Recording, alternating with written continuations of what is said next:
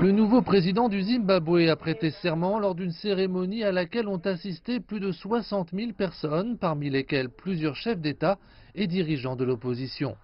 Le président Emmerson Mnangagwa a confirmé la tâche à accomplir pour reconstruire un pays meurtri par des années de déclin économique et d'instabilité politique. Il s'est également engagé à s'attaquer à la corruption, à respecter et protéger les investissements étrangers, à créer des emplois et à finaliser le programme de réforme agraire au contentieux. Mon gouvernement est déterminé à indemniser les agriculteurs dont les terres ont été prises en vertu de nos lois du pays.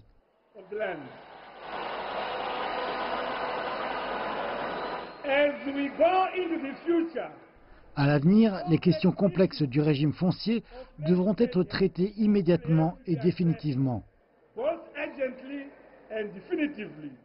Alors que ses partisans dansaient et s'exprimaient, Emmerson Mnangagwa a affirmé que la nouvelle ère exigeait une nouvelle approche.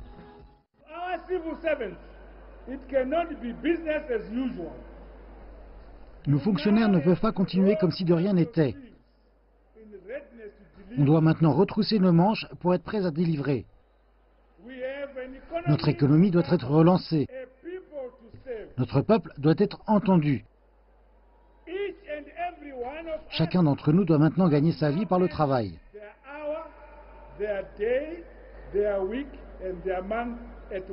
Son discours inaugural a répondu aux questions sur la direction dans laquelle il prévoit de prendre cette nation d'Afrique australe en difficulté.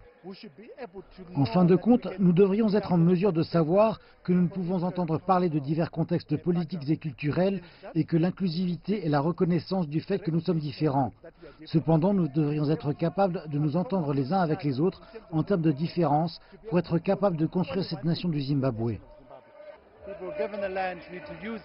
Les personnes qui ont reçu un terrain doivent l'utiliser correctement et disposer des ressources.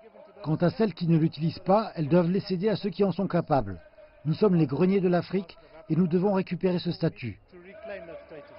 Emmerson Mnangagwa est le second chef d'État du Zimbabwe depuis l'indépendance. Il a rendu hommage à son prédécesseur, Robert Mugabe, dont l'héritage, selon lui, devrait être reconnu.